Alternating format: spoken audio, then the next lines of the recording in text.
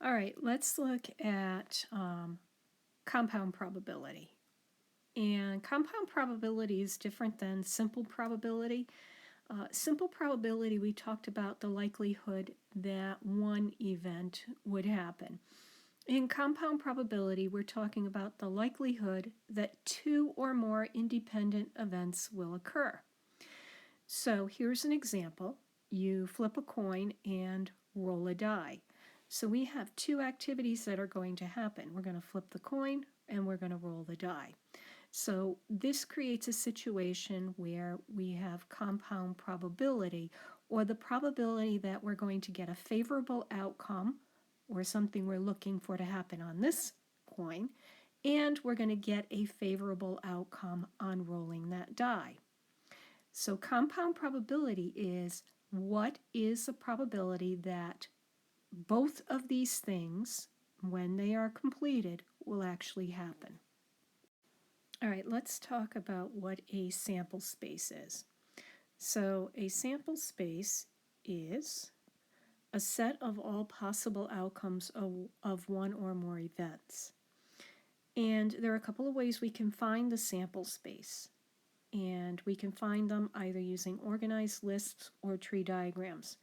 So far we have done organized lists. Today we're going to look at tree diagrams. Okay, before we look at tree diagrams, let's look at organized lists.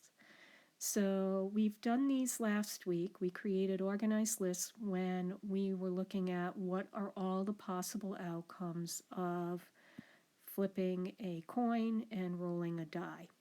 So I'm going to list the coin outcomes here and the resulting die ones there. So if I flip a coin, I could get heads, and on the die I could get a 1. On the coin I could get a head, and on the die a 2. Head on the coin, 3 on the die, head on the coin, 4 on the die, head 5, head 6. And then it could be a tail with a 1, tail with a 2, tail with a 3, tail with a 4, tail with a 5, and tail with a 6 for a total of 1, 2, 3, 4, 5, 6, 7, 8, 9, 10, 11, 12 outcomes. So I have 12 outcomes. This right here is my sample space. This is my sample space. All right, now let me demonstrate why organized lists are not always practical. Let's consider I'm going to toss a coin, and we'll start by tossing a coin one time. So I'm going to list all my possible outcomes of tossing a coin one time. If I toss a coin one time, I could get head or I could get tail. All right, now let's change to tossing a coin 2 times. So I'm going to toss it once and then again, and I'm going to list all my possible outcomes. So if I toss my coin and I get a head on the first toss, I could get a head on the second. If I get a head on the first, I could get a tail on the second. Now, if I get a tail on the first, I could get a head on the second. And if I get a tail on the first, I could get a tail on the second. So I have 4 possible outcomes. And let's go back here and let's put that we have 2 possible outcomes here. We have 2 here and we have 4 here. All right, now let's look at all our possible outcomes if we toss a coin 3 times. So on the first toss, I could get head. On the second toss, I could get a head. And on the third toss, I could get a head. Next set of outcomes could be I get a tail on the first, tail on the second toss, and a tail on the third. So now I have 2 possible outcomes. Then there's the outcome where I get a head, a tail, and a tail, or a tail and a head and a head. And notice now I'm creating an organized list based on what I know are possible outcomes. Let me see if I can do some more. I could get heads, then tails, then heads, or tails, then heads, then tails. Or I could get a head, and a tail, or a tail, and a head. And that would be 1, 2, 3, 4, 5, 6, 7, 8 possible outcomes. 8 possible outcomes. All right, now, these are all organized lists. All of these are organized lists of my sample space. These are my outcomes for each time I do the experiment. This is a potential what could come out. A head, head, head, tail, tail, tail, and so on. Let's try if I toss a coin 4 times. All right, so the first thing I could get is head, head, head, head. Or another outcome could be all tails.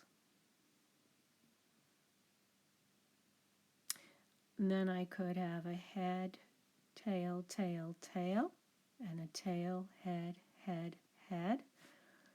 And then I could have 2 heads and 2 tails, or 2 tails and 2 heads. And then I could have a head, and a tail, and a head, or a tail, a head, and a tail. And maybe tail, head, and head, tail, tail. Now I'm getting a little confused because I'm not quite sure what would come next. I'm a little bit confused. There's got to be a better way. And there is. Let's look at that. All right, let's go back to our tossing a coin 4 times. There is a better way to create all of the outcomes, to list all of the outcomes, and that is to do something called a tree diagram. And tree diagrams are a way to create branches that we can follow and create our outcomes. Let's start with a first toss. On a first toss, our possible outcomes are either head or tail. And notice I'm leaving a lot of room because I know what's coming. Now, if I got a head on the first toss, if I get a head on the first toss, on my second toss I could get a head or I could get a tail. If I got a tail on the first toss, on the second toss I could get a head or I could get a tail. Now, third toss. If I got a head on the first and a head on the second, then I have 2 possible outcomes on the third. It's either going to be heads and tails or tails. And then if I got a head on the first and a tail on the second, then the third one could possibly be heads or tails. So I'm going to add heads or tails here. And that holds true for all of these other possible outcomes. Now, comes the fourth toss. This is where I got confused. Well, if I get a head on the first and a head on the second and a head on the third, the 2 outcomes that are possible on the fourth toss are a head or a tail. And then if I went head, head, tail, the next possible outcome on the fourth toss is either going to be a head or a tail. So head or tail. And I'm going to continue with this pattern all the way down.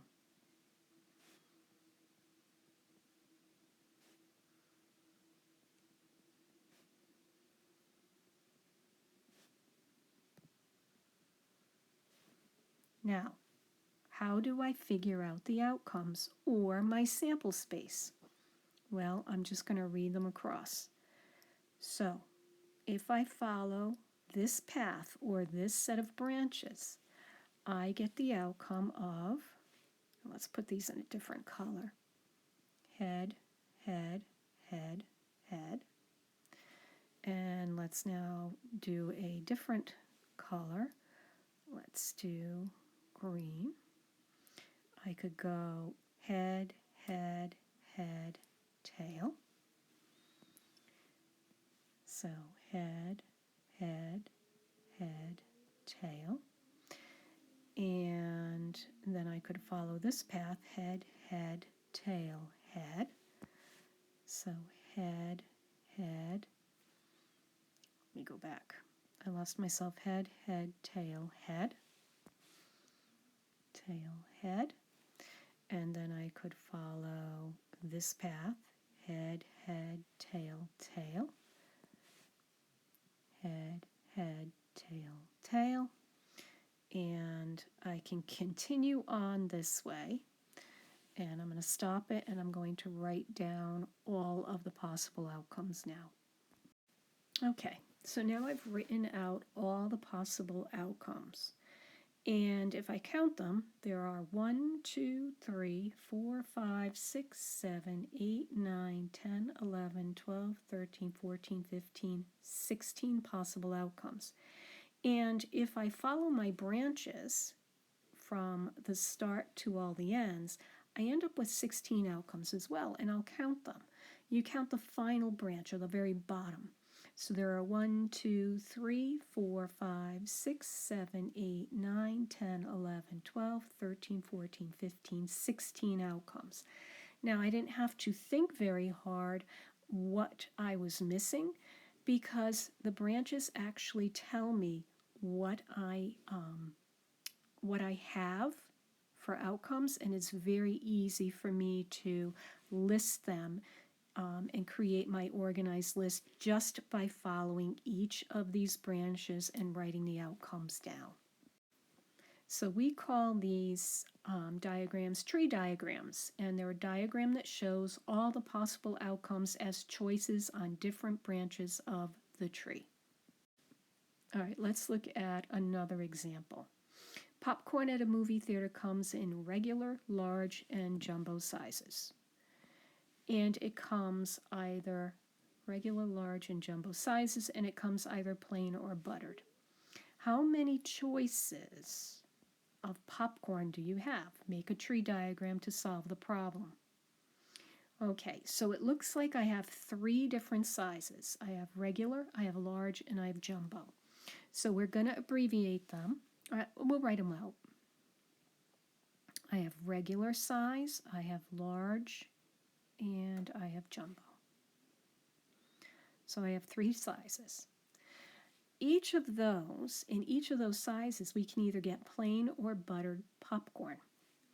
So our choices are plain or buttered.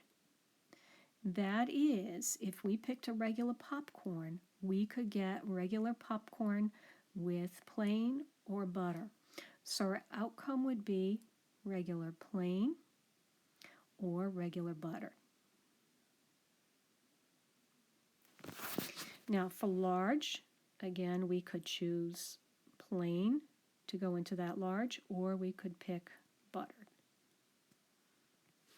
So we could have a large plain or a large buttered.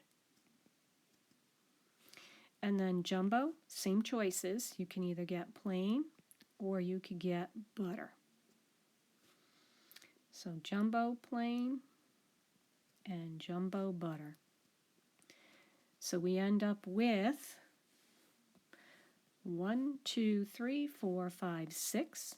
And if I count my branches, I have 1, 2, 3, 4, 5, 6. Now some of you have already figured out that there's a shortcut to figuring out how many outcomes there are in compound probability, and that's using this thing called the fundamental counting principle. And it says when there are m ways to do one thing and n ways to do another, then there are m times n ways of doing both. For example, if you roll a die and toss a coin once, how many possible outcomes are there? Well, the number of outcomes for rolling a die, there are 6 outcomes. And for tossing a coin, there are 2. So 6 times 2 is 12, so there are 12 outcomes. And that's what you should be looking for when you create an organized list or tree diagram for that example. All right, let's look at the fundamental counting principle for this example. How many different outfits can you make from 6 t-shirts, 3 pairs of jeans, and 9 pairs of shoes? Well, fundamental counting principle says take the number of shirts you have, which is 6, times the number of pairs of jeans you have, which are 3, times the number of pairs of shoes, which is 9, and do the math out. I have 6 times 3 is 18, and then 18 times 9. Let's see, 8 times 9 is 72. 9 plus 7 is 6. 162 possible outcomes. Now, here's where fundamental counting principle comes in handy. I don't want to do a tree diagram or do a list, organized list of 162 possible outcomes. So it's easier to use something like fundamental counting principle to figure out how many total outcomes we have.